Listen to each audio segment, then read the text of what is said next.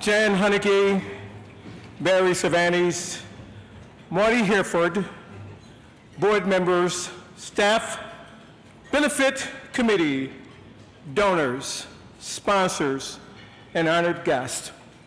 Good evening. I thank you for this tremendous and humbling honor. I am truly, truly overwhelmed. Voices for Children, thank you for this evening and for an event in St. Louis that shines a light on the crucial yet challenging work of advocating for children in the foster care system. Jan Hunnicky, thank you for your very kind introduction. And Robin Smith, thank you for your terrific work. And of course, I would like to thank our newly re-elected mayor for the wonderful proclamation. I am excited about this evening because I thoroughly and earnestly admire what Judge Burton has accomplished in St. Louis County and what many of you in this room do for children every single day. You, in your own unique ways, are helping to shape a world in which we live through advocacy, mentoring, and education. You all are on the front lines in the ongoing battle to protect our children, and I know just how challenging a fight that can be. Yes, every society is judged by how it treats its most helpless citizens, the faceless, the nameless, the voiceless. These are the people who depend on us to protect and to represent them. The work that judges and staff in the juvenile court system do every single day would not be possible without Voices for Children and CASA volunteers. With so many children facing so many complex problems in the city of St. Louis, it is absolutely essential that we have dedicated volunteers as the eyes and ears of our court. 2/3 of American children in the foster care system do not have an advocate. And because of that, we know all too well how many of their cases will turn out.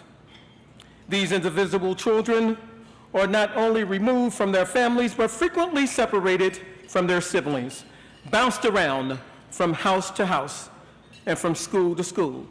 Too many are living with strangers, sleeping on cots, and stuck in a revolving door of dysfunction until, of course, they age out of the system and are left to fend for themselves. It is no wonder that many of these children end up homeless or in the criminal justice system. Court-appointed advocates are a constant in a child's life and reassuring presence when everything else is in turmoil and when so many adults seem to come and go so quickly. They work with the children and their families, observe the home life, and make sure that emotional and educational needs are being met. They report back to the court on what is really going on in the child's life, helping us to see the true picture and to make better decisions. A child with a court-appointed advocate is half as likely to languish in the foster care system and much more likely to find a safe and permanent home. A child advocate, in my opinion, is like an insurance policy against children being lost in our system. When you become a volunteer, you get sworn in and act as an officer of the court. You have the power to report back to the court, to make recommendations to the court, and to ask for changes that will improve a child's life and increase the chance that that child will make a successful transition into adulthood.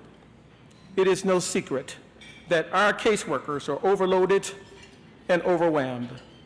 If a court official has 50 files on her desk, and if there is a volunteer for each of those files, then all of a sudden, we have 50 children in St. Louis with a much stronger voice in the foster care system and a much better chance of finding a safe and happy home. During my time as judge, I have seen both the good and the bad in the child protective system. The good greatly outweighs the bad, however. Most of the problems derive from inadequate funding. Until this country makes a genuine commitment with proper funding of its children and the child welfare systems, our children will continue to suffer because our workers will be overworked and overwhelmed. A year may not be a very long time in the life of an adult, but for the 2-year-old child, that year is 1/2 of his life. How long should we expect him to wait on this legal limbo and inadequate funding system to correct itself in order that they may survive and succeed? When we choose to be indifferent, to look the other way and assume that someone, somewhere is taking care of the problem, we become part of the problem. And when citizens observe a lack of interest, when they witness mismanagement, bad policy, or a quagmire that no one is addressing, they in turn grow apathetic toward the people they count on to protect and to serve them. It is easy to look the other way. A lot of people do. What's hard is asking ourselves, what could we be doing to make life better for those who are less fortunate?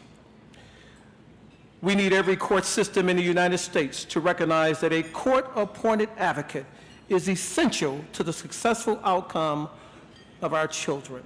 And we need every policymaker to understand the results we can achieve and to place it at the top of the political agenda. Why, you might ask? Because when we do our jobs right at the courthouse, children find hope. And they find the determination to turn that hope into action and to start working toward a better life for themselves. They learn to appreciate the generosity of others. But most importantly, they learn to trust and to love again. When most people think of the juvenile court, they think of delinquents getting locked up. What they don't realize is that delinquency is a very, very small part of what we do at the juvenile court. The vast majority of my work at the family court was dedicated to abused and neglected children, and I don't need to reiterate how great a need the services are for them. The Voices for Children representatives that I met and worked with at the court over the last 6 years were some of the most remarkable and caring people I have ever met. They got the job done, notwithstanding barriers. Whether it was gifting a book, a bear, a toy, or giving a talk, a firm talk to children they represented, the children reciprocated with kindness. What a wonderful feeling to know that you made a positive difference in a child's life. So to you advocates, lawyers, and professionals that I have had the opportunity to work with, I applaud you. Your time, your talents, quite literally changed lives, including mine. You reach children at the most critical juncture of their young lives. They could have either gone down this path or that path.